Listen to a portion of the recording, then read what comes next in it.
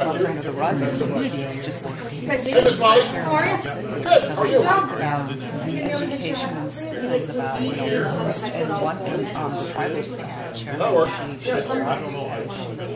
we talk about respect for women and respect for girls, respect for men, how we can support ourselves, and how we teach our children to respect elders, respect their peers, and stuff. And they talk about like you have to have that dialogue. And if you're a teenager, you're upset at your parents, and you're like, fine, I'm not going to tell them I'm going to that party.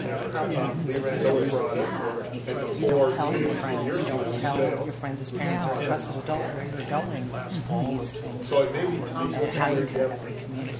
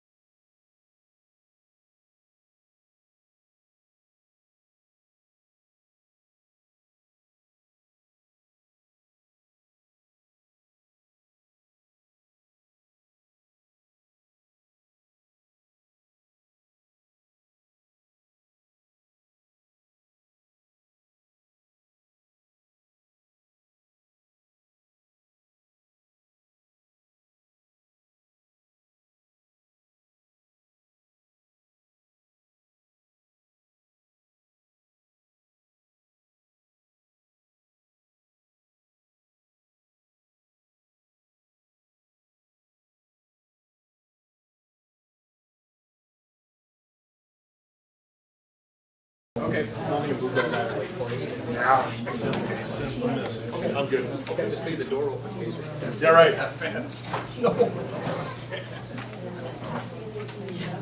Okay, can everybody hear us?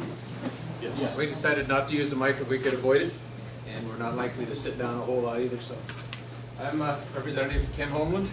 Well, it's Homeland here, it's Homeland in Helena. I have a split personality, so we'll cover that.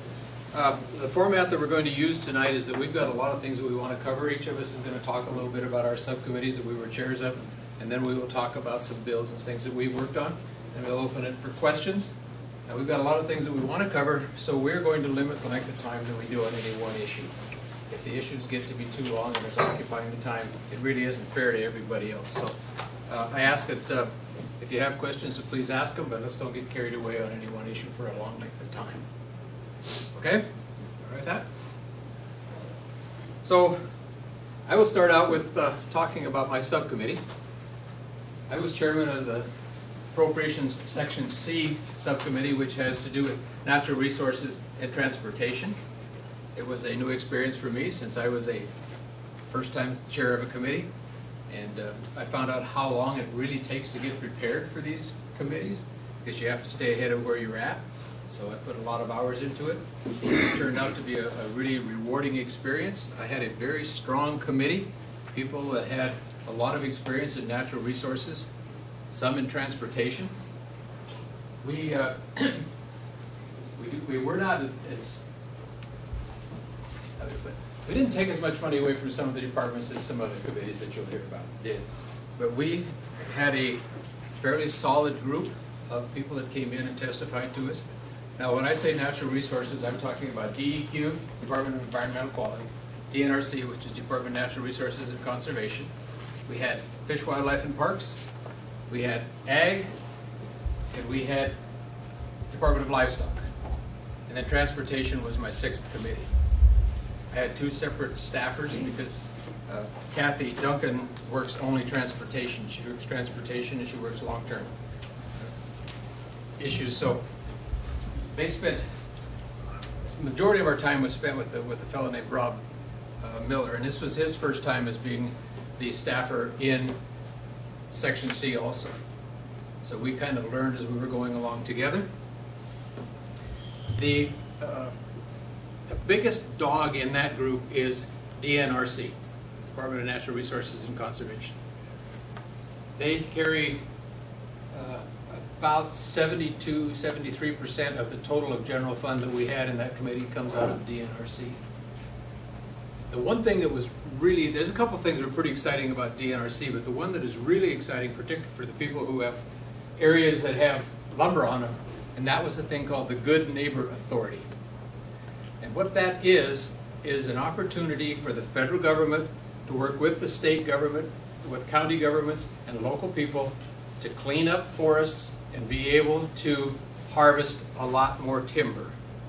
It's going to, in the long run, this is, we're looking, 4 or 5 years down the road before this really becomes fruition. But it's going to be able to produce a tremendous amount of income for the state of Montana because of being able to cut the timber that they can't get to now.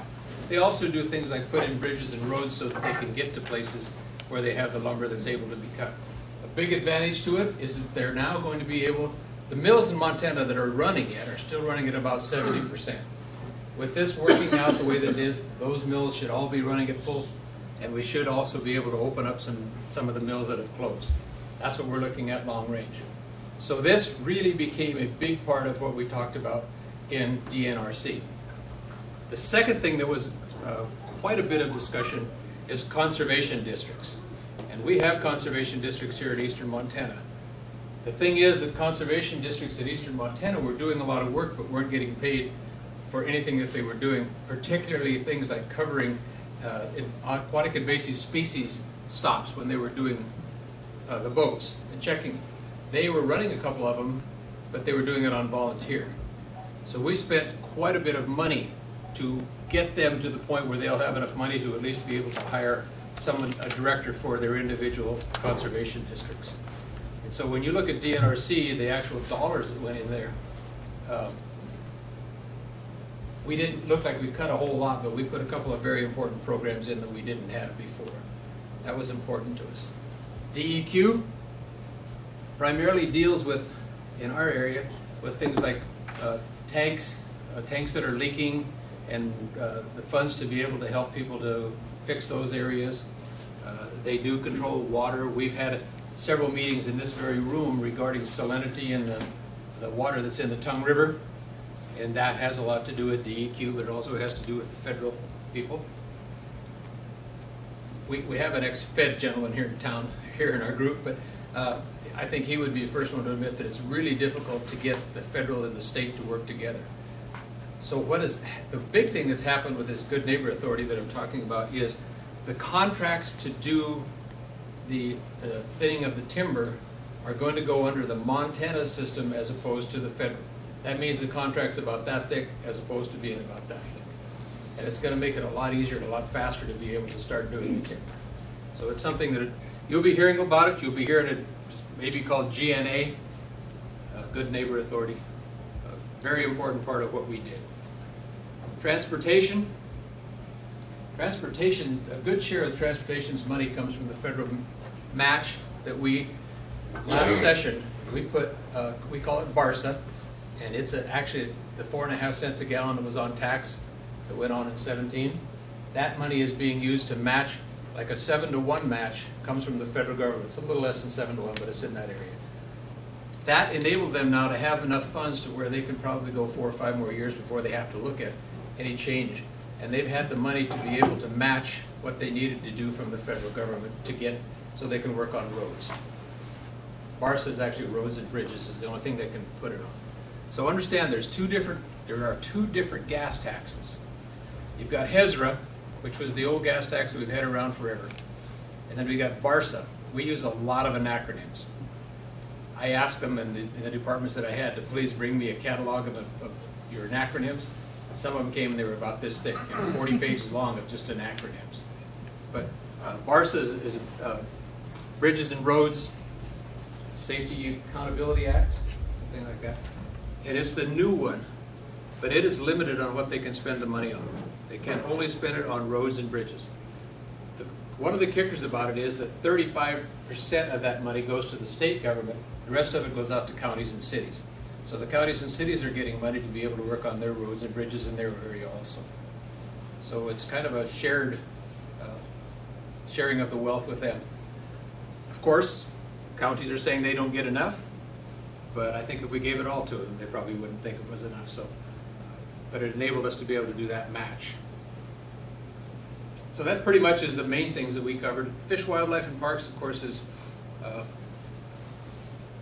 has a lot to do out in this area with hunters, and a lot of the money, almost all the money that is spent in Fish, Wildlife, and Parks other than that comes from the federal government is done through general license fees.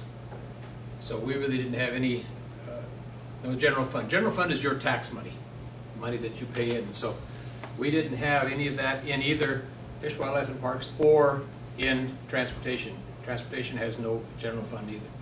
Like I said, the majority of it comes out of DNRC. So I've talked long enough. I'll let one gentleman wants to talk next. Okay. For those of you I don't know, my name is Eric Moore. I was formerly in the Senate. I termed out. Senator Wagner has my former position. I represent House District 37. Just so everybody kind of knows how the districts lie out. Ken's district and my House district compose his Senate district, right? That's the way it works. 2 House districts of 10,000 makes 1 20,000 Senate district. So his district is pretty much Miles City, going a little bit outside in places, and mine is like 7 other counties that go all the way up to Fort Peck Lake, all the way to the southeast corner. So district, his is the urban, those two together make his Senate district, just so everybody knows. So I got this session, my first session in the House, I chair the Section B subcommittee, which is Health and Human Services.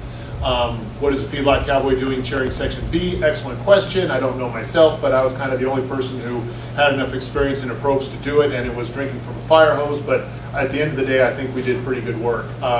I've served on the DEEP board for several years, and Brooke and a lot of the other people there helped me get up to speed on how some of the provider rate matches work, and was a big asset to how we do that. Section B is 40% of our total state spend when you include federal dollars. If you just look at general fund dollars, Section E is the biggest. If you look at total spend, it's Section E. But of all total government dollars we spend in the state of Montana, 42 cents out of every dollar comes out of Health and Human Services. And both in terms of my section and Kenneth's section, a lot of what we do in the budget is driven by what we call present law, which is basically population drive.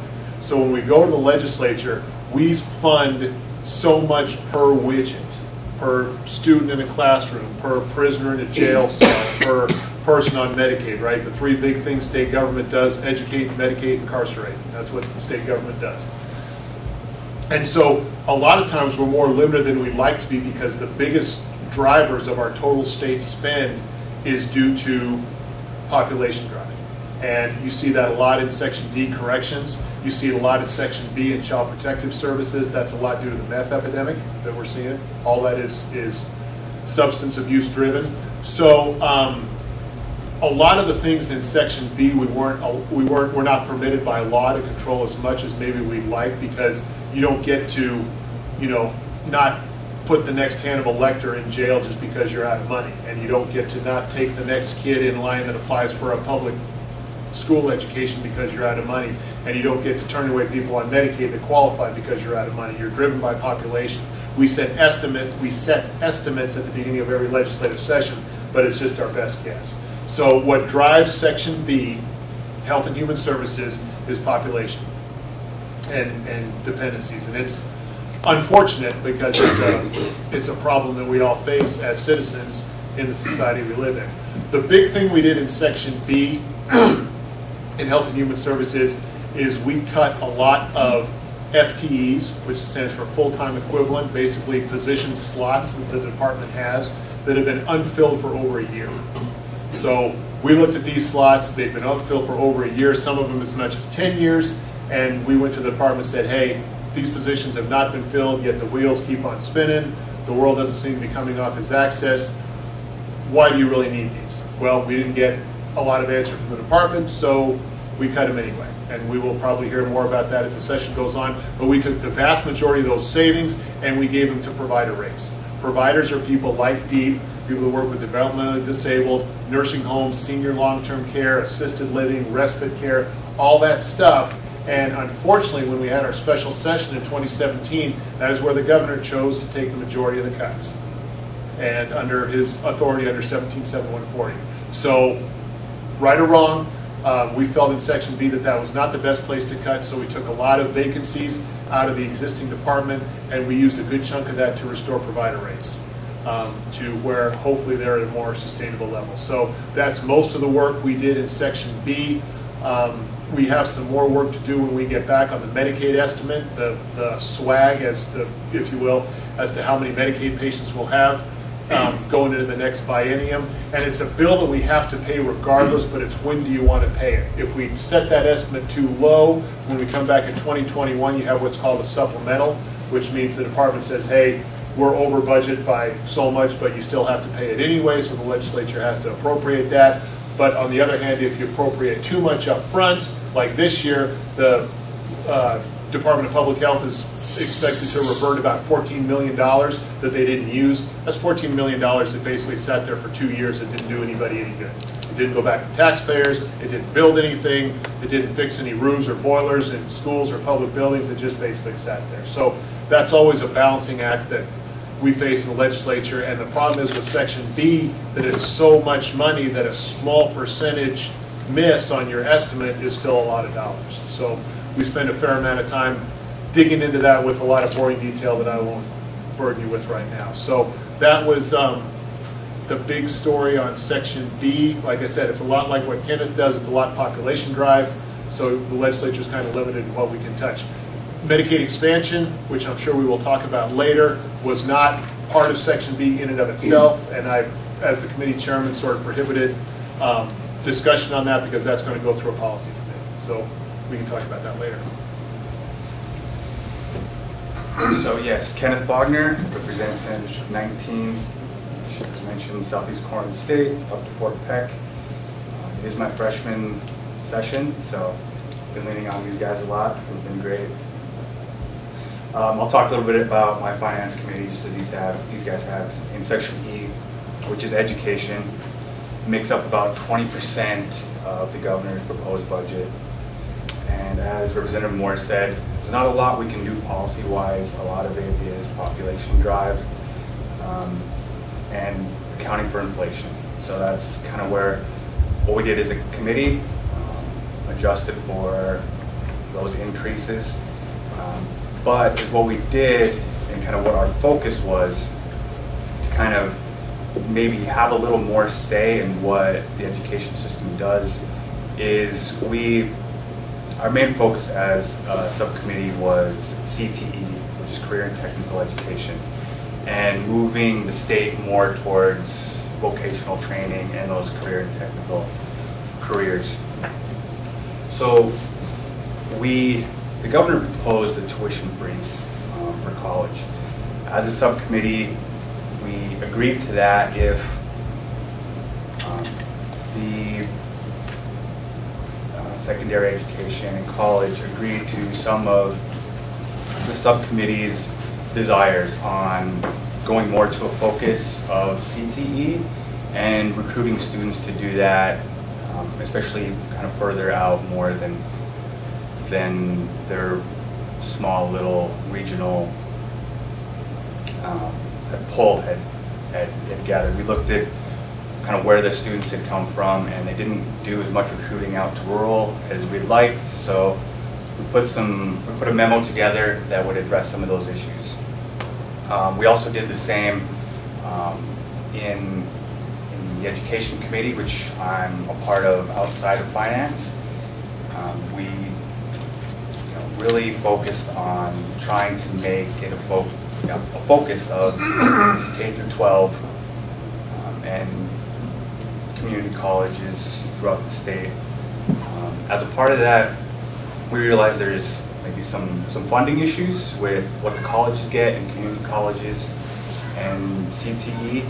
So the subcommittee is doing a committee bill on looking at community college funding and maybe increasing it to where it's on a different level rather than what the classroom get at the university, adjusting for what the cost of CTE programs are, because they are different rather than just a textbook and a classroom. So that's kind of been the main focus of the subcommittee, is having the state transition to CTE. So I can answer any questions going forward, but that was our focus. As mentioned, I'm on the education committee, and I'm also on agriculture. One of the biggest issues this first half was country of origin labeling.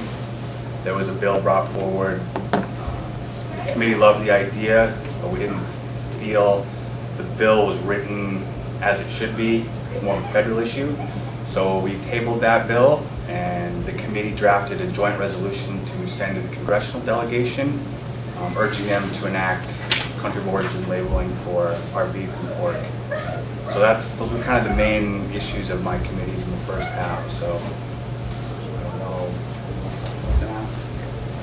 I'll talk a little bit about the process that we're going to go through starting Thursday. Eric and I are both on appropriations in the House, and we will start actually doing hearings on our subsections for House Bill 2. It'll be the first big step of putting together House Bill 2, which is the main budget for the state of Montana. One of the thrills of getting to be in appropriations is that we get to go back on Thursday and the rest of the House gets to come back on Monday. Not like we didn't know that was going to happen, because it's happened every year. So we'll be working on House Bill 2, and we will do presentations starting on Thursday. We're going to, now, I might go, okay, I'll go down what the sections are. Section A, and I keep referring to the different sections, but Section A is the subcommittee that has to do with general government. Section B, which was Eric's, is Health and Human Services. Section C was mine. That's the Natural Resources and Transportation. Section D It's correction, judiciary, and justice. And of course, the big dog there is corrections, but you've also got a lot of OPD, Office of Public Defender, and then Section F. Section E is education. Section F is long-term. They really don't set the budgets for a lot of things, but they do set a lot of the forward thinking on buildings and this type of thing in the state of Montana. So when we're referring to Section A, B, C, D, this is what we're talking about. So sections B and E are going to have their hearings Thursday. We're going to start at 10 o'clock and we go until we get done. It's going to be 7, 8 o'clock at night, who knows. Then on first thing Thursday morning will be my section C, or Friday morning will be my section C, and also section D, and then we want to get to E if we can get to it. If we don't, then we'll come back on Saturday to finish that.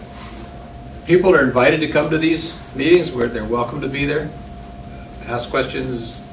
This could be the first shot that probably will happen where we get amendments.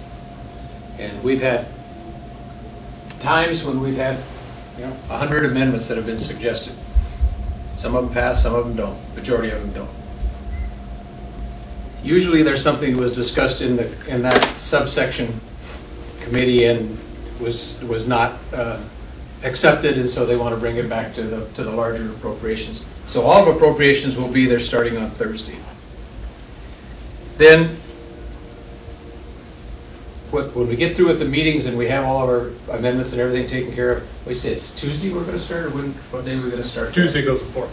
Tuesday it goes actually to the floor of the House, and then we have to present it again. So what we have to do as committee chairman is that we have to go in front of appropriations and explain to them what we did in committee.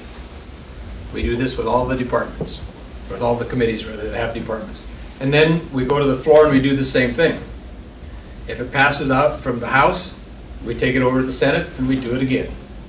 So by the third time we may have a better understanding of what we actually did, but we've got some good staffers, so they help us. So that will be our schedule between now and the middle of the month. We will be working on House Bill 2. You'll hear a lot more about House Bill 2 because that's the big dog, the big money's part of it. And then the Senate will make amendments to House Bill 2. When it comes back, as with any bill, the House can either decide to concur with the Senate amendments, in which case if they do, it goes directly to the governor's desk, or if they do not concur, then it goes to a conference committee. I prefer that we work together enough so that the House does concur, because when it goes to a conference committee, you really consolidate a lot of power. You got 6 people out of 150 who are making the final decisions on what the budget's going to look like before you put it on the governor's desk. Those numbers I put up there when Kenneth talked about the inflation for K-12, we passed that bill very early. We've done that the last couple sessions, which I think is a good idea because as the superintendent will tell you, it helps if we can get that inflation bill passed early so the school districts can start working on their budgets. Oftentimes in years past, that's been a political football, and we've waited till the last minute to pass it out, and I think that's a mistake. So the inflationary adjustment we gave for K-12, and we also did for base provider rate increases in Section B, and we boosted that sum as 0.9 and 1.85% in 20 and 21. That's a CPI figure that we get from Moody's and some of the other people that analyze that sort of thing. Our goal for where House Bill 2 currently sits before amendments is about 3.7% increase over the last biennium appropriations. Where our goal as Republicans was to set a budget that basically corrected but went no higher than population and inflation. So basically we're trying to look at steady, we're trying to keep the state budget from growing any faster than the private sector. So we're close when you figure 0.9 plus 1.85 plus about a 0.9% population increase. House Bill 2 is right about where we want it. I wouldn't want it to get a whole lot fatter going forward. There will be changes, but hopefully for every bumps we see, we can make cuts. So we've gone on for about a half hour about the budget. You want to kind of open it up, see what people want to talk about? We can talk about policy stuff. We can talk more about the budget. I think first, maybe we got to talk about a couple of bills that we've actually worked on, so that people can understand it. Okay. About 2 days before the date that they had to be sent in order to be pre-introduced, which means that they're introduced before we actually get there, I got a couple of phone calls and they asked me if I would carry some bills. Next year, no will be in my vocabulary. One of them was the House Bill 3, which we've had a little bit of talking about so far, but that is actually the supplemental. And it's the way that Eric described it. It is money that the departments come back and they say, when we give somebody a biennial budget, that means that for the 2 years, if they need the money in the first year, they can take it from the second and move it to the first. If it's not a biennial, they can't do that. But when it's a biennial, they do. Well, then the rules are they're supposed to find a way in the second year to be able to make up for that difference. Some of them do, most of them don't. So they come back to us and they say, we need another $4 million to be able to finish the year out. What are we going to say? I mean, they've already got themselves into a hole, and we're going to have to bail them out. So that's House Bill 3, and that has gone over to the Senate now. From what I understand, there may be some changes. I carried it to the Senate. I think that the chairman of the Finance and Claims has a bit of a haircut that he's going to give it. Haircut, that's our own word for saying there are going to be some changes made. Another bill that I carried was House Bill 10. And this bill is the long-range IT bill. It's a very expensive piece of it. It's about $15 million, a little over $15 million in general fund that goes into long-range IT. But the problem with the bill when we got it was that there was a part of it that just didn't fit as a project. And in order to be in House Bill 10, it has to be a project. Something that is going to be, there's an ending date of when it's going to be done. And an example, there's $7 million that need to be done for the Department of Livestock so that they can have a new computer set up. It's gonna, when it gets put into place, that's the end of it. That's a project. Well, this one wasn't a project. This was an ongoing expense. So we spent a lot of time trying to figure out what to do with this. As carrier of that bill, I was able to take that part out of it, but finding out what we needed to do to make it work was a real challenge. And we had all the people from the state IT programs, and we had all the money people, and we had lawyers in there talking about it, and we finally came up with this solution that it's actually going to be a line in House Bill 2. So, but the problem with putting something in House Bill 2 is that you cannot put policy in House Bill 2. It's just the dollars. So we had to find a way to do that so that policy didn't have to go to what we call a companion bill. And I believe now with all the heads that we got together, we've got that taken care of. So those are the two of the big ones that I've carried. The one that we probably will be talking more about tonight is the Sanctuary City bill. I'll bring it up because it's actually in the Senate right now. It's passed out of the House. And this bill is intended to be a proactive bill. Right now in the state of Montana, we do not have any sanctuary cities. We have anywhere from 2 to 4 cities that have it in writing that could very easily be converted to sanctuary language. It's not there yet. I don't want it to be there. I believe that sanctuary cities are a violation of federal law. Federal law says that the states have to honor a detainer if it's done by ICE. Sanctuary cities say, no, we're not going to do that. I don't think you can select it, just pick and choose which federal laws you want to obey. And that had a lot to do with why I carried the bill. So, I'll give you a quick update on the student sexual abuse bills related to Miles City. There's kind of 3 major ones right now. 2 are related to student-teacher relationships and student consent. Those are Senate Bill 132. It's carried by Senator Geer with the help of the Office of Public Instruction. And then there's House Bill 173. It's carried by Representative Morajo and Dan, and the attorneys working on the case have been helping on that bill.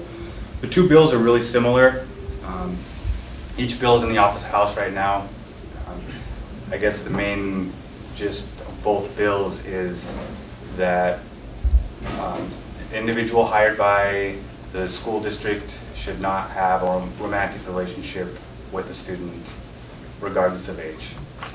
That's kind of the gist of 2. There's some nuances we can go into afterwards if you want. Find me. Go ahead. Okay.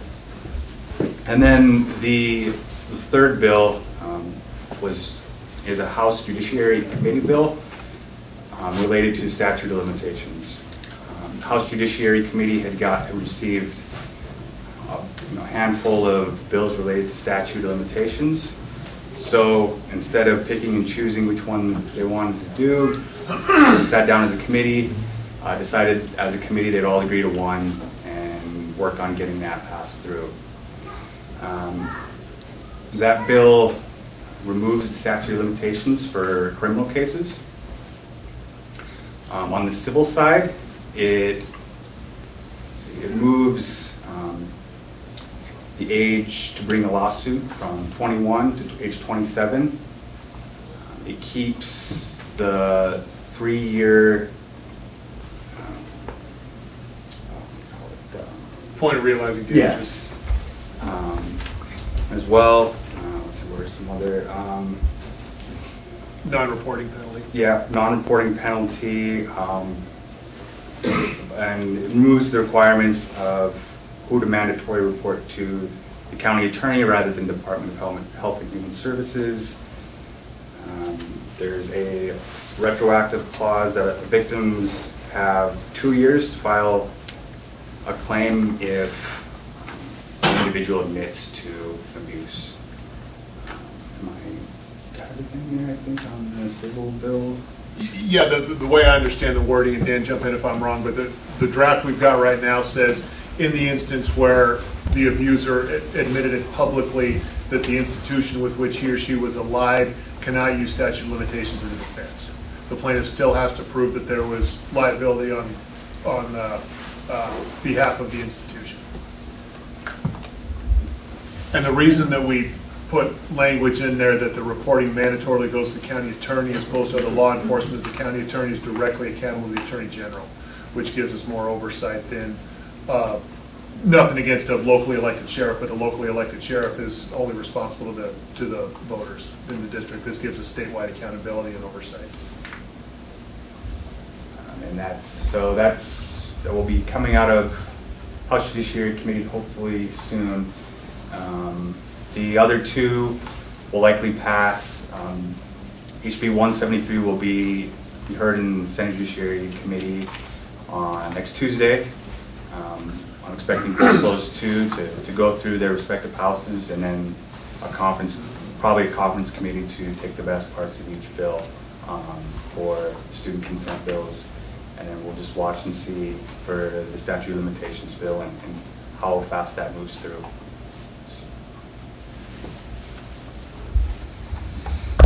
So what's on your guys' mind? We've yapped enough. What do you guys want to talk about? What are you curious about?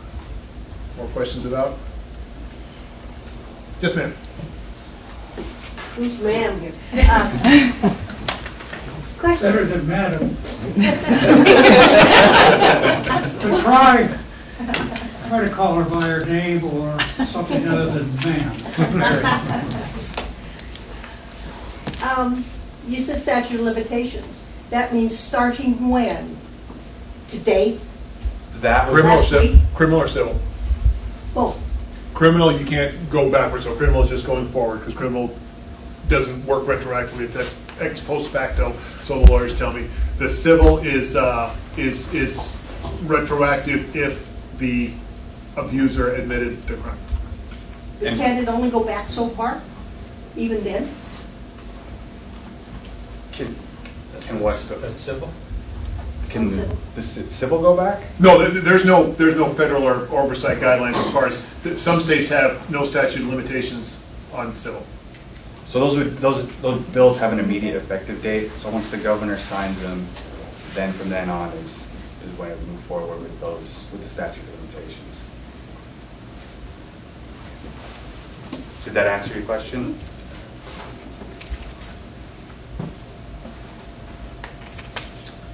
Shirley has some questions. Couple, the first one is real quick, and that's Senate Bill 53, and that has to do with revising the meal reimbursement for public employees, and I think you guys are probably under the same rates as the state employees are. And I wasn't a state employee, I've been on enough councils and stuff that you live with those reimbursements, but many times in my career, I've been at meetings with state employees, and then, you know, they get their $21 a day or $23, whatever it is, for meals, and you just can't go out and have breakfast, lunch, and dinner at that level of reimbursement. And I know that passed, I think, the first reading 50-0, and I just would encourage the three of you, if it comes across, or for further votes, that you would push that. And I know that the gist of the legislature has been to try to minimize costs and reduce spending, but this is long overdue. That's been in place for so many years, and it is so antiquated. I have friends that, you know, would bring a cooler and bring lunches, you know, or dinners for a week-long meeting, just because of the reimbursement was just unacceptable.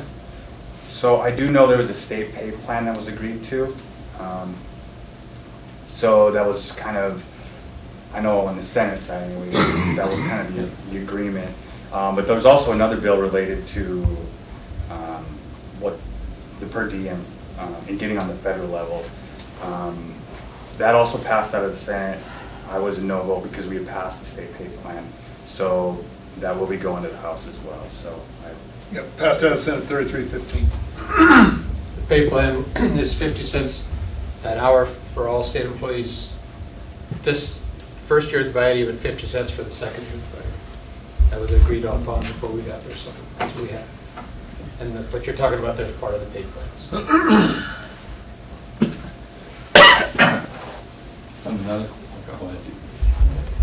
Did you have a question? Oh. Okay, Dale. This one is for Eric. Eric, Senate Bill 299 was introduced by Senator Lang out of Malta, and you know, it was an act generally revising laws related to sage grouse, and I see that you're a co-sponsor on that.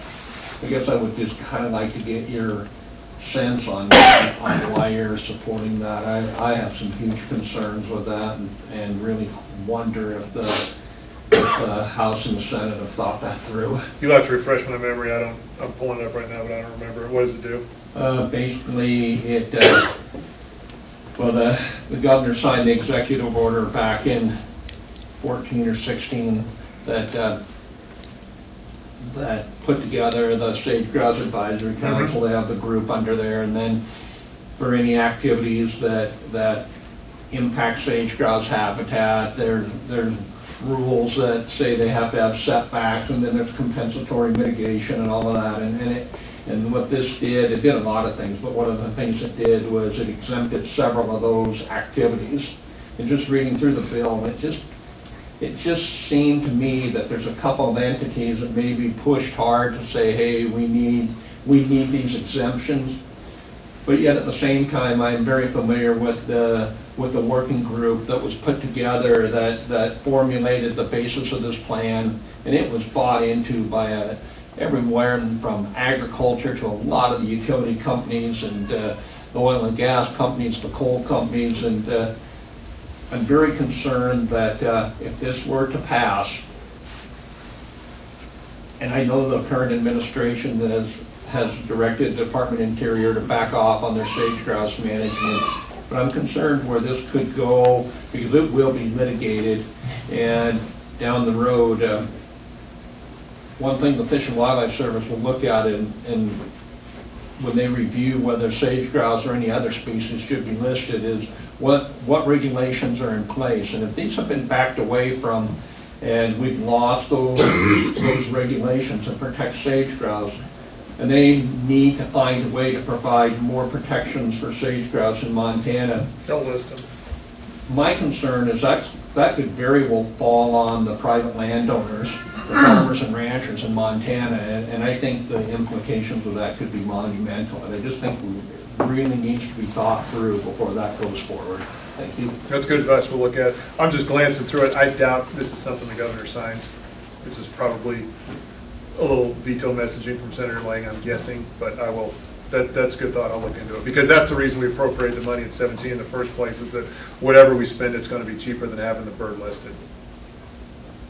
Thank you. But I doubt he signs that. but I'll look into it. Thanks, that's a good tip. What else? So I brought, just real briefly, I brought a bill that dealt with infrastructure, specifically the bonding bill. Those of you who watch the legislature know that we've gone back and forth over the last decade over how much general obligation debt the state could take on. We argue about what constitutes infrastructure, whether it's state buildings or whether it's local water and sewer. People have various opinions on that, and they all have merit, which is why we have not been able to reach a solution. But one question that we've asked over the last several sessions is, what is an acceptable level of general obligation debt for the state of Montana? And prior to this session, we never had a good answer for it. Because I maintain that debt is not inherently good or evil, whether it's a business or a household or a state, it's the level, right? Very few of us wrote a check for our first house or wrote a check for our first car, but yet we all know people in our community who live on credit card debt at 25% interest, and that never ends well. So I brought a bill, House Bill 553, which we call the IDEA Act, the Infrastructure Development and Economic Accountability Act, which sets levels of state debt based on best practices, both in a debt to asset level, which takes into account unfunded public employee pension debt, which is pension debt that doesn't amortize over 30 years, and also debt service limitation, which says we can only spend X percentage of our general fund revenue on general obligation debt service. If either one of those kicks, it tells the state that that's enough GO debt we cannot take on anymore. So it sets some fiscal responsibility. It brings us into best practices. When I got looking into this bill, here's something that'll blow your socks off. Utah, which is one of the more fiscally conservative states in the union, it usually ranks very high by S&P, Moody's, the people that look at these things. Utah has twice the level of general obligation debt as Montana does. When you adjust for population, Utah's about twice the size we are, both in population and in state's economy. But even adjusted for that, they still have twice the per capita level of GO debt that Montana does. Utah's GO bonds are all AAA rated. Ours are mostly AA, a few AA pluses. So we're twice as fiscally conservative as Utah, and yet we spend more money on our debt service because our bonds are only AA rated. Why is that? It's because we have no structure. Utah does a little something every biennium. They do a little bit of maintenance and repair. They do a little bit of investment. They pay down a certain amount of debt. They have a trigger that when they're flush, they use cash. When they're poor, they use debt. But they do a little bit of something every year. Montana, we might do $150 million worth of bonding one legislative session that we don't do anything for the next decade or two. And that's just not a good way to run a railroad. So what my bill sets debt limits. It says that we will put a certain percentage of what we appropriate for infrastructure towards maintenance and repair of state buildings before we build anything new. You got to fix what you have before you can build anything new. It says that in times of declining revenue, if we're pulling out of the rainy day fund, then we have to halt spending on infrastructure. It says that if our public employee pension debts are out of whack, meaning they don't amortize in under 30 years, we don't spend on infrastructure, and it says that we allocate, it recommends, because one legislature cannot bind a future one, but it recommends that we allocate a certain amount of general fund spend towards infrastructure every biennium. Hopefully this will sort of level it out instead of this hit and miss on and off thing that we've been doing for the last, ever since I've been there, which is 8 years now, and smooth it out, make it more predictable like TCEP, and improve our bond rating and cheapen our cost of debt service. So besides my work on approach, that's a big one I've been working on. I might add something he probably will tell you about it, but it came to the House floor, 100 to nothing. Nobody's paying There weren't even any questions about it. 100 to nothing. And that doesn't happen all that often on, well, probably never on something as big of an issue as this is. There was a lot of meetings held with it's totally bipartisan. It's not just a Republican bill. So we had a lot of meetings, and Eric conducted them, and he's the godfather of the... Well, it wasn't my bill. Like Ken said, it was we all worked together. A lot of different people. It was both houses, both parties, the executive, everybody. So, yes. Representative Moore, I was curious if you could talk about some of those infrastructure dollars. Are we looking to see any of those in the city of Miles City or in Custer County infrastructure? Right now, so we've got the IDEA Act, and now that's just a structure that doesn't contain any specific projects. That's a framework going forward. Okay. Now there will be an actual bonding bill, and I'll use the term bonding, but when I say infrastructure, we do like $117 million worth of TCEP every biennium. So just because we haven't passed a bonding bill in the last several sessions, don't confuse that with the fact that we haven't invested in infrastructure, because we have. But in the actual bonding bill, the first draft of it hasn't even been introduced yet, so it will change a lot, but the first draft is about $80 million in bonds, which puts us well within our limits in the IDEA Act. And in that bill, less than half of it is for state buildings. Within the state buildings is about $26 million for Romney Hall. We gave it about a 20% haircut under the ask. There's $4.5 million for College of Great Falls Dentistry School. There's about $4 million for fixing the sewer line at the state hospital, and there's a couple other smaller incidentals. That takes up 30 some odd. The other half, we're going to fund all the TSEP projects underneath the cash line. TSEP is coal money. That's what we use for local infrastructure match. And basically, people apply for those projects, local cities and counties. They're rated in terms of shovel readiness and priority and need by the Department of Architects and Engineering. And then basically, we fund those until the coal money runs out with cash. And then in this session, the ones below the cash line, which are shovel ready to go, we propose to fund with this bonding bill. That leaves about $12 million left over, which half of that will be for Eastern Montana energy impacted communities, and the other half, it was 12 for quite a while, but in meetings we moved the other 6 to quality schools, which is K-12 school infrastructure, where we've got like 2 or 3 projects which are in the top 5 which should get funded. Remember, the quality schools used to be funded by the riverbed rent. When we lost that case, we set up a sub-trust in 2017, a diversion of coal dollars into another sub-trust, which would eventually fund quality schools, but that trust has to fill first before we can live off the interest coming out, and it just hasn't filled yet. So I'm hoping that we can get this bonding bill over the hump, put about $6 million into quality schools infrastructure, and that'll band-aid us until the 21 session when that coal trust fund should start paying out. And I was going to say, and for a follow-up then, it would be really great if the city of Miles City would be able to work with you and others to make sure that we can go ahead and apply for some of those grants and things, a little bit of guidance with some of our city stakeholders. Mm-hmm. Excellent. Thank you. Yeah, absolutely. Thank you. For the energy impacts. Did you say $4 million was going to the College of Great Falls Dental School? Did I hear that right? I'm not sure. Mm-hmm. Isn't the College of Great Falls a Catholic college? No, it would be the University of Providence. Yes, thank you. Yeah, no, but that's not it. It's right. It's the 2-year. It's the MSU. Yes. Oh, okay. Yes. All right. Yes. Thanks, Stacey. I couldn't remember the name of it. So that's kind of infrastructure and snapshot. Yes. I have a question for Representative Palmer. Sure. It is about House Bill 146. Before it got passed in the House, I watched the hearing that was conducted in the House Judiciary Committee. And the people that testified for that bill were representatives of FAIR, the Federation of Americans for Immigration Reform, and a couple of individuals. I think there were 5 people that testified for that bill. The groups that testified against that bill were the Montana League of Cities and Towns, which represents 127 towns and cities in Montana, the American Civil Liberties Union, the Montana Association of Rabbis, and the Montana Interfaith Network, the Montana Association of Christians, the Montana Catholic Conference, the Montana Coalition Against Domestic and Sexual Violence, the Montana Human Rights Network, the Montana Women Vote Group, and a couple of immigration lawyers. And now I realize it passed the House.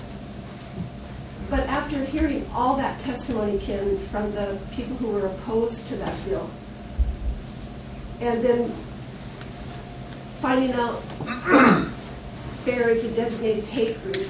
Okay, I knew you'd get to that. Right. Let's talk about that, because that's critical. Right, and I Okay. think it is critical. Okay. I do respect the Southern Poverty Law Center's analysis, Ken, and they do Yeah. investigate it. Now, Southern Poverty Law Center is a very left-wing, very left-wing group. Not Yes. true. That's true. Good Look at heaven, it. Now listen. baloney. Listen. I'm not listening, that's The baloney. fact is, every group that has been determined to be a hate group by them is on the right side of the spectrum. Why? Because in order to become a hate group, under their rules, all you have to do is disagree with them. And that's the statement I made. I made that statement. Now, you said about the rabbis group. There was one rabbi that came.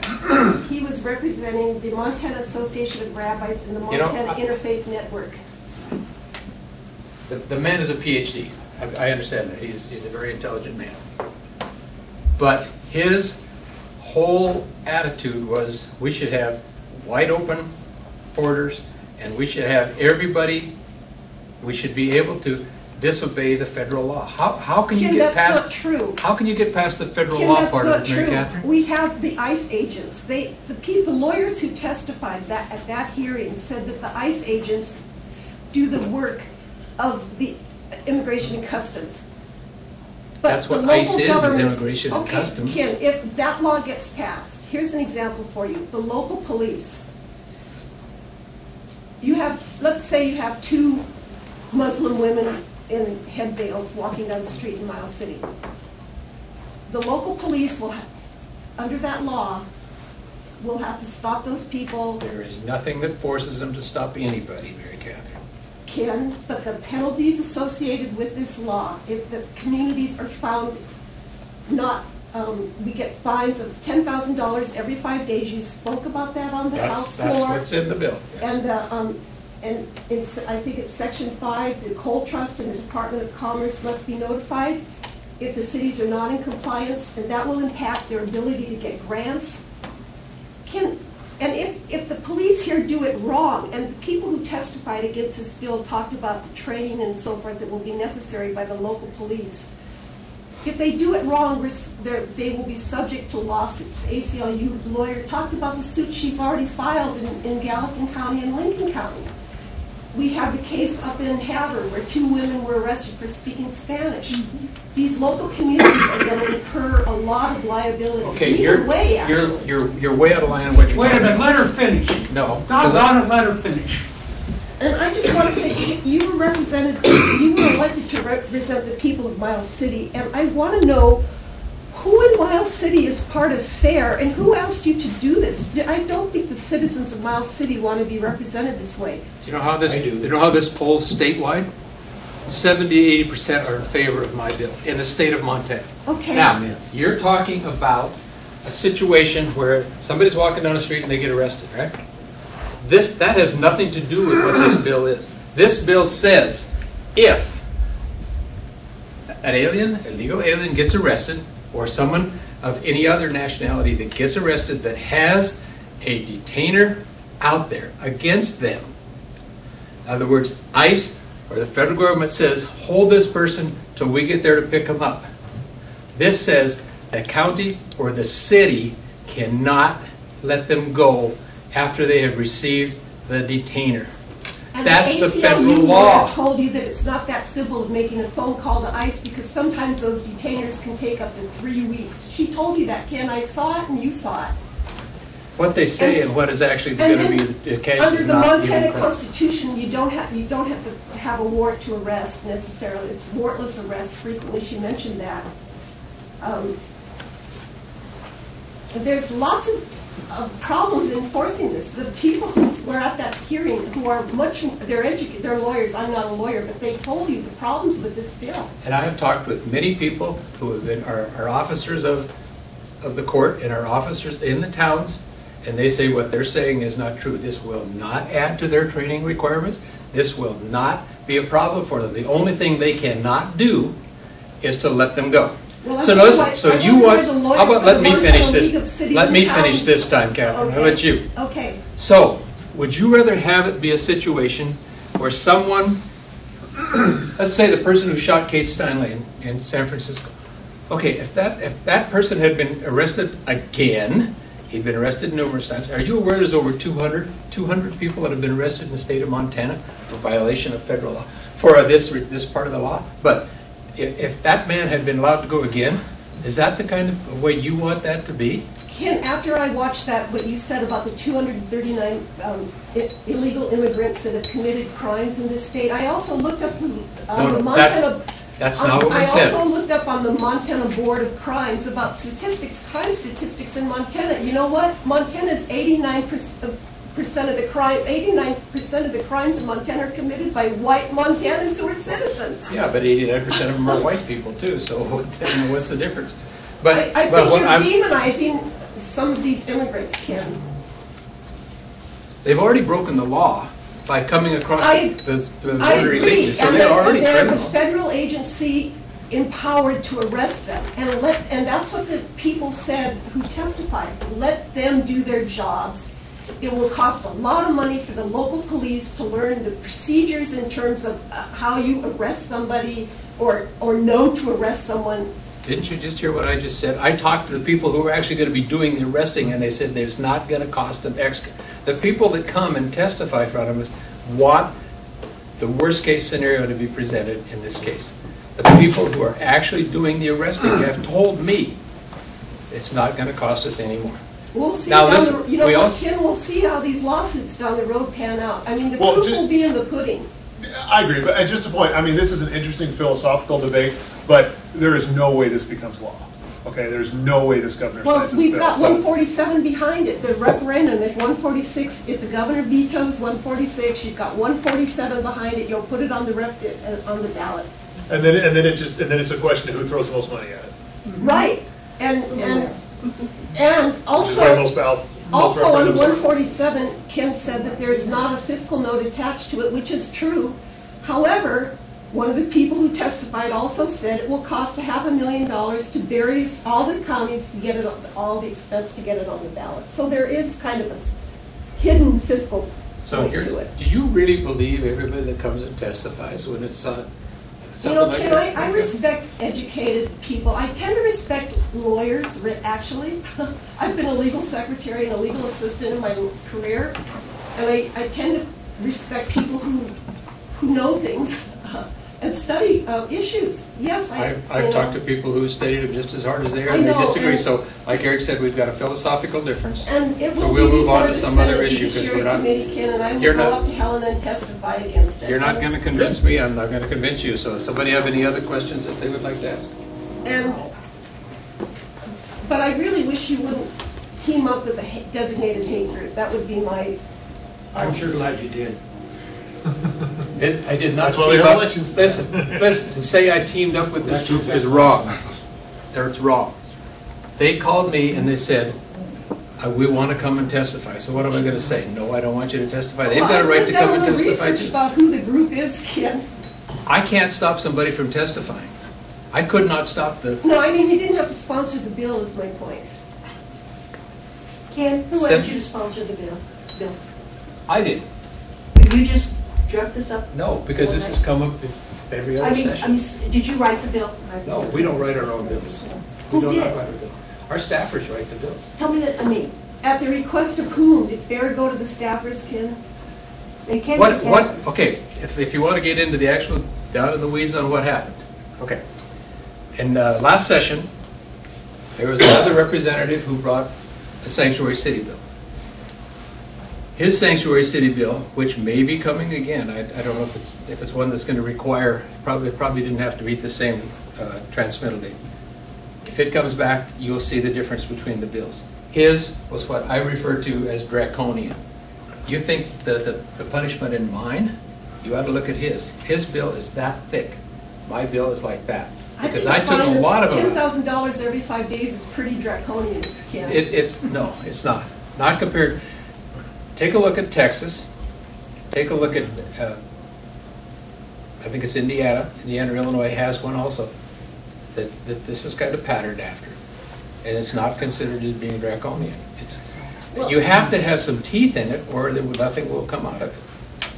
So if the city or the county, see, one thing that was in the other bill that he's talking about actually went after the officer. Mine had nothing in there against the officer, did it? It said the county or the city, the municipality, is given a detainer and they turn the person loose, that's when they're in violation of this law. It's not just because they arrest somebody and put them in jail.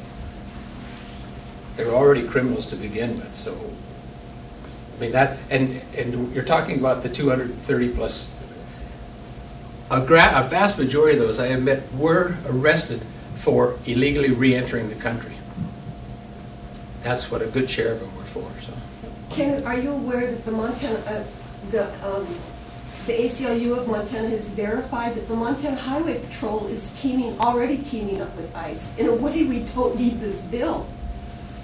It's a whole They're lot more than already Highway Patrol. asking drivers and passengers for their identification. So why aren't they being sued by ACLU, if that's that bad? One of them was an ACLU staffer that wrote the article about it. They got stopped.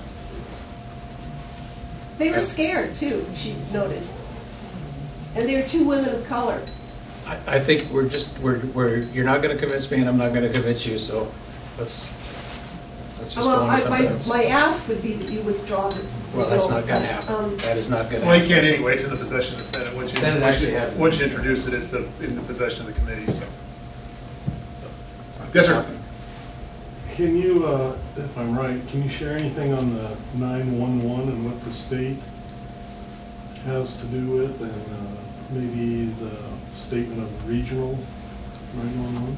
As far as the funding? You know, funding, or is there any talk or future direction which way it's going to go? There was something about 911, but I don't remember what it was. I don't either. I don't remember. I can dig into it and let you know, but nothing that comes off the top of my head.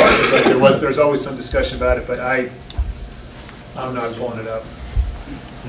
Yeah. There was some excess in that MTAP fund that we swept for provider rate increases in B, but I don't think that's. We didn't. I think there's some 911 money in that, but we didn't monkey with the structural integrity of it. It's filling faster than it flows out. So are you talking about what happened in the last session when the governor went into 911 and took some of the money for No, just some of the talk that maybe regional 911 centers, if I'm dispatch centers. I don't mean to put you on the spot. I'm just. No, you're not. I guess if I may go on a little farther, if you have anything to do with, I think Stingely, Miles City, Montana, being a regional center, dispatch center, would probably fit instead of, say, being Rude, Billings, Montana. Mm-hmm. No argument there. Thank you. Yeah. Anything we can get moved east of Billings is a good thing. Yes, sir. And we all three sharply correct anybody from Billings who says they're from eastern Montana. Yes, sir. Thank you. Yes, sir. I think the last session you carried a bill or introduced a bill that would let private companies compete with the state workers' comp. Well, it wasn't that entirely. Private sectors already can compete with work comp. I actually brought a bill, and we knew at the time it was more for a discussion point because it wasn't ready for prime time. I brought a bill that would privatize state funding. Are you going to do that again? No, this governor will never sign it. There's not enough, frankly, there's not enough consensus on what exactly needs to be done. There's a couple bills being brought that would try to level the playing field a little bit with the state fund. One of them is, what are they? One of them is that the state fund doesn't have, or that, the state fund's a problem, right? It's sort of this quasi-private, quasi-public, sort of hybrid thing that kind of hangs on state government, and we always have the debate in the legislature, oh, they've got too much reserves. No, they don't have enough reserves, because if they're a private company, you know, as a capitalist, let them make, as long as they're within the law, they should make as much as they can, that's fair. If they're a public agency of state government, we want them to run as lean and mean as we can, but state fund kind of has aspects of both, so you can't ever answer that question well. So there's been a lot of talk about reforms with state fund. I think there's a lot of agreement that we want them to be able to compete with the private sector on a more level basis. We don't want them to get a lot of the services from state government that they already do. Like a lot of that is They get a very low rate from the Board of Investments to invest their surplus, which is like $1.5 billion, which is generating close to 9% for a pittance of what that would cost a regular insurance company to hire an investment firm to do that for. That's one area that we need to address with State Fund. But then State Fund comes back and says, legitimately so, that, hey, we are the insurer of last resort. We have to, if you have an employee get a leg sawed off every other week because you're that negligent, we still have to insure you. We cannot turn anybody away. So I think some of the talk that's going around about a high-risk pool that both in healthcare and in workman's comp, I think has some merit. I don't think we actually talked about another big reform bill, and we approached the executive early on in January, and we were told that he didn't have much interest in that, so we thought, why go through all the work to make another 80-page bill that is just going to get vetoed anyway. Yeah, well, State Fund cannot turn anybody down. Correct. Private companies can cherry pick the they can. Low risk. Yep, that's true. That's true. And that's a disadvantage to State Fund. State Fund has a lot of advantages with state government. Predominantly is that they're backed by the full faith and credit of the Montana taxpayer. Right? If State Fund makes a lot of really bad investments and goes belly up, the state of Montana has to bail them out. And then there's another big philosophical question of depends on which actuarial you agree to. Actuaries are like lawyers. You find one to say whatever you want them to say if you look hard enough. But some actuaries say that the state fund surplus over and above their actuarial needs is about $1.5 billion. Well, if that is the case, for argument's sake, who owns it? Is it the ratepayers who actually paid into state fund, or is it the taxpayers who had to back them up all these years? I mean, there's valid points on both sides. So I think state fund is going to be a continuing discussion that we're going to have in the legislature. I don't see anything mammoth coming out of this session simply because I don't think the executive's really engaged. Yes, ma'am. Representative Moore, as long as we're talking about workman's comp, we opened that can of worms. Where in there, you know, like, I think everybody in this room probably knows that my husband was in a terrible accident that was not workman's comp. It was on our day off. It was Sunday. We're chasing our own rotten cow. But the thing we were asked over and over and over and over again, as the ambulance came, as the air ambulance lifted him, as we got into the emergency room was, is this workman's comp? Is this workman's comp? I mean, they were just rabid to know whether or not it was workman's comp or not. And I didn't realize the gravity of what would have happened had it been workman's comp, because we had the top pelvic doctor, one of the top pelvic doctors in the world, standing there ready to fix my husband. And had I said yes, it was workman's comp, he would have had to leave the room, and I would have had to have, we would have had a workman's comp approved doctor that is signed up with whatever, and he would have been in a totally different position. Work comp was state fund or private carrier? State fund, yeah. So, or I believe, you know, because they were just like, if this is workman's comp, Dr. Drake can't touch him. And yet that was his specialty. He invented the new internal fixator that they used to fix him. He had no open wounds. He had no, the healing process, if you look at his x-rays now, you can't actually tell where the breaks in the pelvis was. You can only tell where they put the screws in and out, which is a testament, obviously, to his work. Now, had that been on a Saturday instead of a Sunday, and we would have been under workman's comp, I have no idea whether he would be cabbing right now or not. So I guess the question, part of that is, who regulates? Is that within state fund that regulates those doctor things? Does the legislature have any control over, you know, maybe setting some sort of playing field or making it so that you don't have to pick and choose those? State fund has some requirements that it operates under that are statutory, but it operates like all insurers, also under the authority of the state auditor. So that would be an auditor. Yeah. Well, I would, whether that's something that's done by rule, administrative rule, which is done by the auditor's office, or whether it's in statute, I don't know off the top of my head. I'd have to look. Okay, but it's something as that comes up, you know, as far as problems go, the care of the people who are under it. I mean, you pay in and you pay in and you pay in, and then to have realized, you know, in the middle of a big mess, truly, that could have just totally went south based on which Based on doctor. coverage, yep. Based on coverage, and that man was standing right there and would have had to Good point. I'll ask Matt walk next. away. So that as far as I'm concerned, that would be the biggest problem is you pay in. Whoever's the best to fix it needs to fix it. It's standing there. I'll ask Matt about that next time I see him. Yes, sir. What about the Medicaid expansion, where do you guys stand on that? Medicaid expansion, so, I was just going to say that, Lauren, I was going to say that's the next big thing that comes up. So, I mean, without editorializing, just counting the votes, Medicaid expansion is going to pass.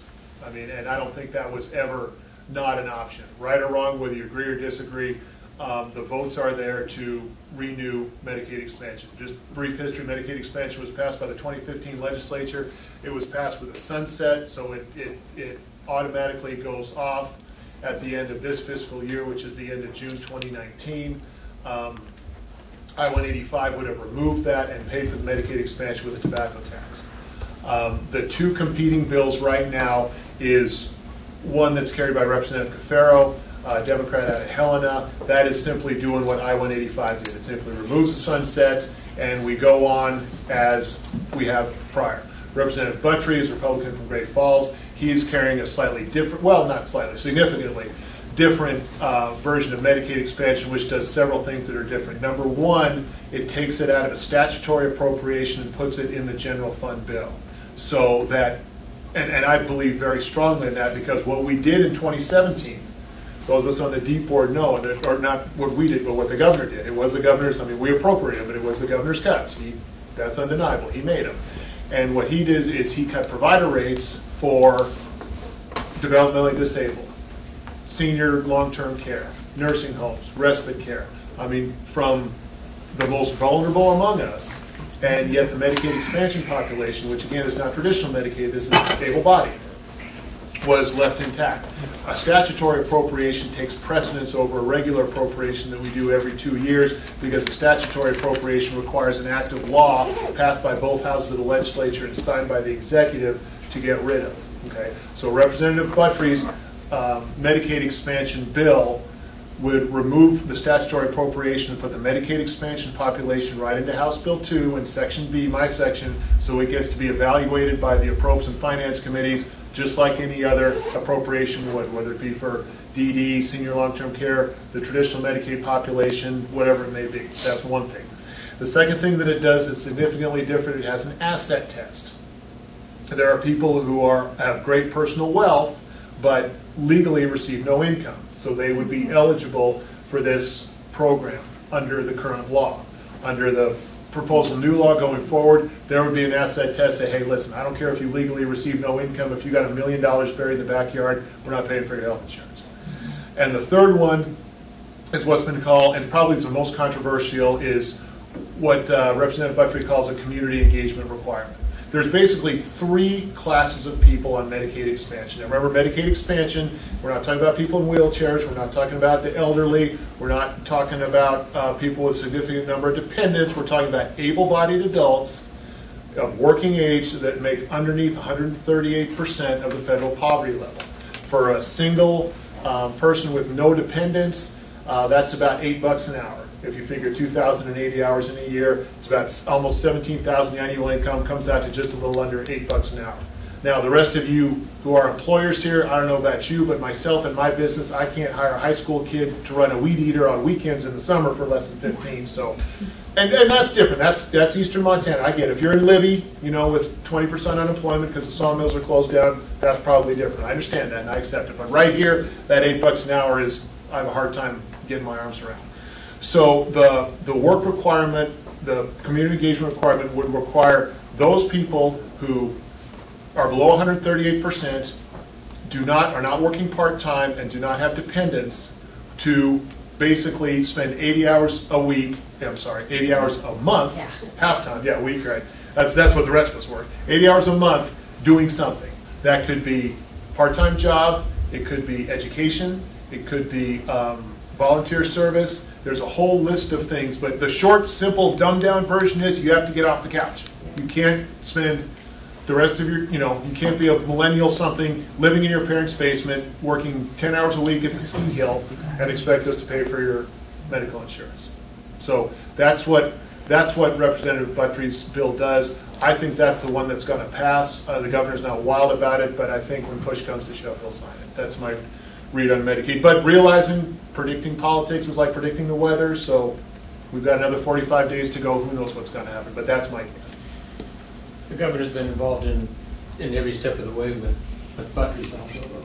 He understands exactly what's going on. He understands, he doesn't like it. He doesn't like it, but he understands it. It's not like it's going to be a big surprise to him when it is. No, that's right. Yeah, it's no surprise.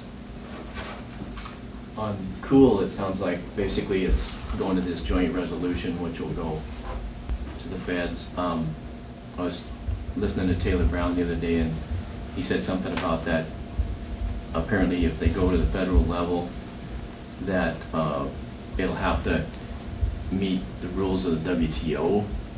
And I think that's kind of what killed our Cool last, before was WTO. I'm just wondering if there's any way we can get something at the federal level, with the WTO in effect.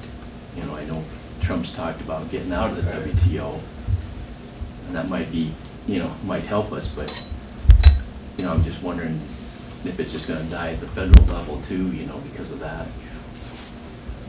I think likely it probably would. Bottom line is, it's just whether you think it's a good idea or not, it's just unenforceable and unworkable at the state level, because the growth, Albertsons or even Walmart or whoever else does not have the buying power to, as maybe 1/100th of the retail market, to go to one of the major packers who controls the top 3, controls 84% of the market, and say, hey, we want this, this, and this. The packers just say, hey, I can't supply that. We're not set up to do it. We don't have the trace back. We don't have the funding. We don't have the demand. So under Senator Olszewski's bill, which was turned into a resolution in Senate Ag, basically all retail beef in Montana would, by law, be required to be placarded as origin unknown, which I don't think is a very good marketing scheme for moving product. It's a national issue. Unfortunately. This question would be directed towards Representative Moore, but I'd be interested in what the rest of the caucus has to say on it. In cycling back to conversations about insurance companies, I've been following the Miles City sexual assault bill pretty closely. That's my generation.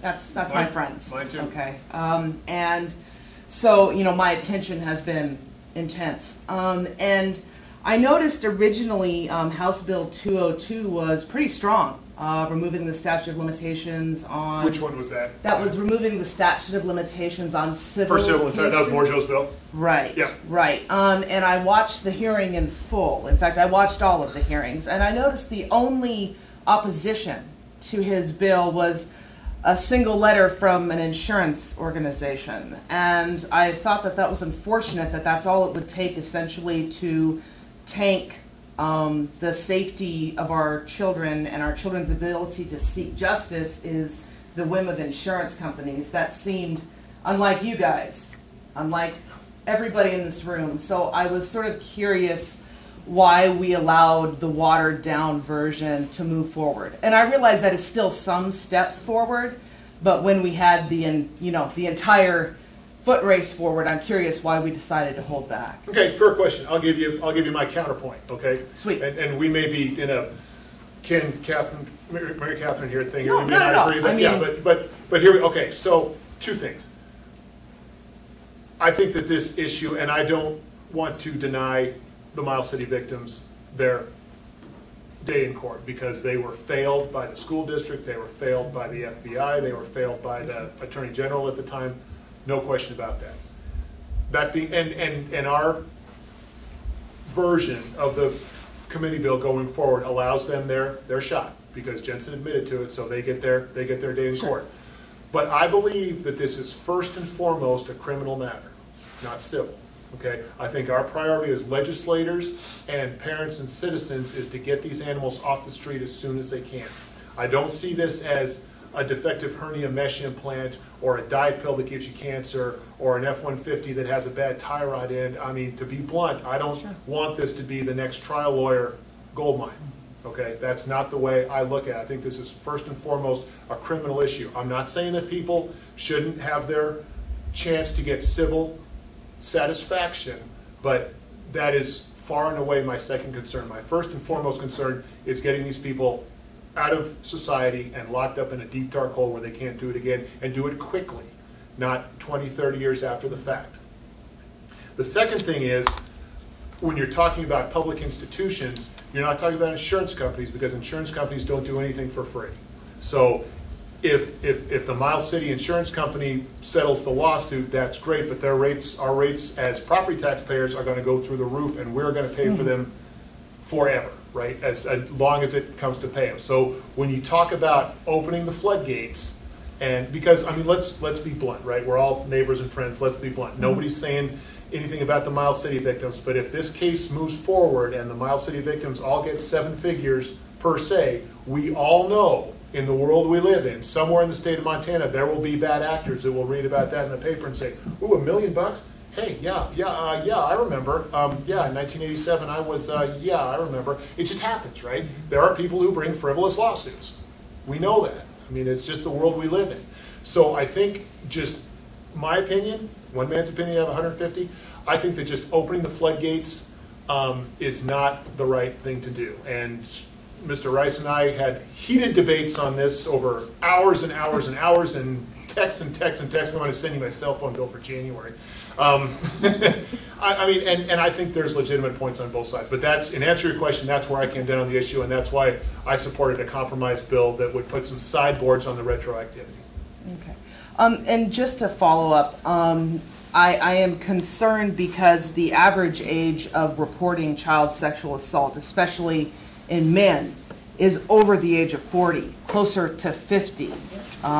So again, if we're looking at fact-based evidence to make our decisions about bad actors and people reporting, not reporting, I really would have preferred for us to lean over there. And then my follow-up would be, it sort of feels like the insurance companies then hold taxpayers hostage, which, don't make this difficult for us or we're going to raise your rates. You know, sure, I want to make sure, again, that, you know, the full power and clout of the Montana legislature holds corporations at bay in favor of the taxpayer. And I don't want you guys to appear like you're being kind of, blackmailed's the wrong word, but forgive me for not having an appropriate adjective for that. But I don't want you guys to be beholden. It's not blackmail in Montana. It's just it's the world we live in. The Miles City, or not Miles City, Montana represents 0.3% of all municipal insurance policies wrote in this country. So if I'm a national and I say, ooh, Montana has a really ugly, scary, potentially litigious society, and I could get really hacked, I'm just going to say, yeah, no, we're not writing any policies. Yeah, I mean, and a lot of it is, and then our school boards can't find insurance. Right. And for us, it's going to be how much power we allow them to have. So, I mean, I appreciate you guys. But as a nation, not as a state necessarily. Certainly, and I love that Montana is 1/50th of that conversation. And, you know, and I appreciate the hard work that you guys do in trying to walk that very fine line. But let's try to flex a little bit on behalf. Hey, I'm having a conversation about insurance reform. I'm all in. I really appreciate that. Thank you. I'm all in on that too. I just would like to make a comment about sexual assault, and it doesn't really have to do so much with the insurance or money angle end of it. But 2 years ago now, an expert came to Miles City and gave a presentation to the Miles City Police Department and other social workers and other groups here in Miles City on the trauma-informed investigation. And he also got into the long-term effects of the trauma that victims experience. And it is terrible. And, you know, when someone talks about broken bones from a cow, that's, you know, you can see an x-ray and see the evidence. Psychological trauma is more difficult to, you know, it doesn't show up on an x-ray. Yep. I'm sure Dan, representing these victims, has heard horror stories of what they've experienced. It was a horror story reading about in the newspaper. So I would just ask you to keep in mind victims and their suffering. I agree. But that also makes the case for promptness. Yeah, but you know, we want to get these people off the streets as soon as we can. You know, I was raised Catholic. I don't attend a kind of a boycott really right now because of the sexual assaults that have happened within that organization.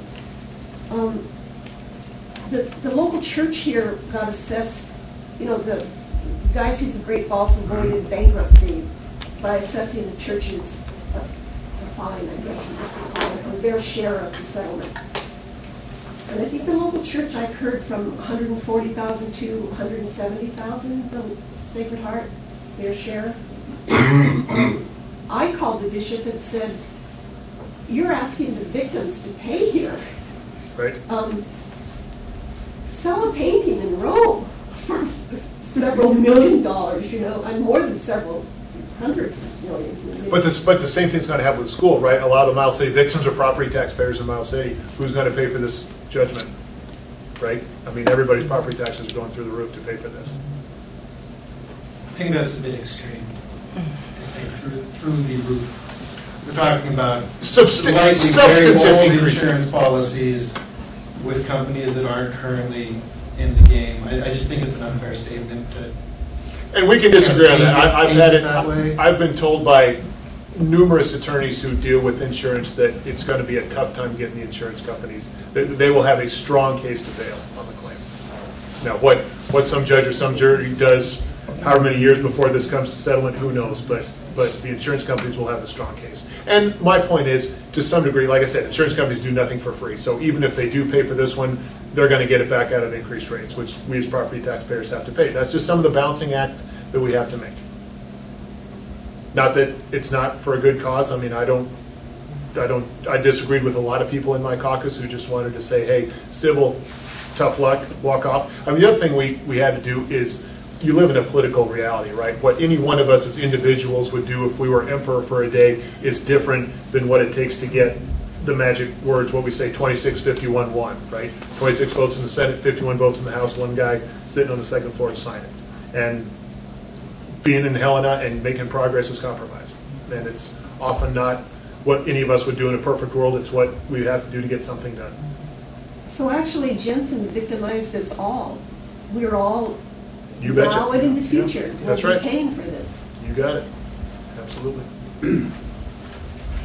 Sad.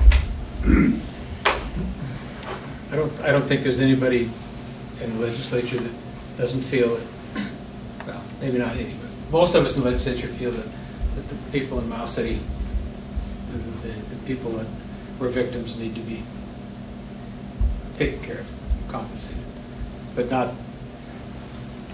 One of the discussions, and I'm sure that Mr. Rice has had discussions with this gentleman several times, is a former federal prosecutor for the state of Montana. And his opinion of it is broad. I mean, he looks out to what could possibly happen down the road. And so you said only one person talked against it, but that's one person that talked there.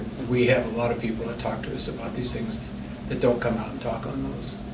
And his idea was exactly what Eric just talked about. If it gets out there, somebody could say, well, somebody died and they found out they had $1 million buried in their lawn. Oh yeah, I'm sure he sexually offended me and how I want my money. And so you have to consider that as being a possibility, because I'm basing this on this man's experience. He's a brilliant lawyer. So, Harry? Oh, I have a whole different topic.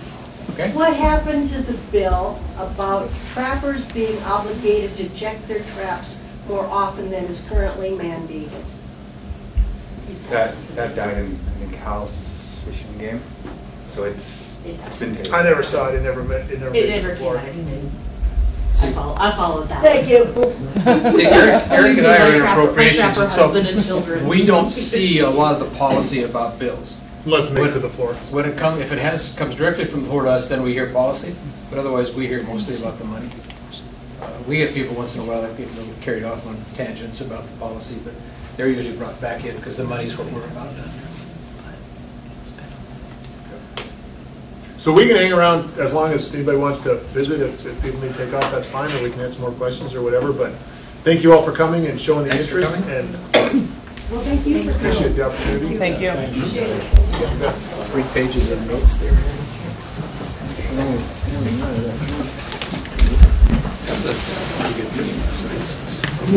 thought those ladies.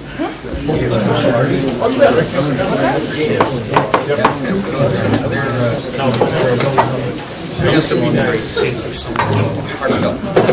Especially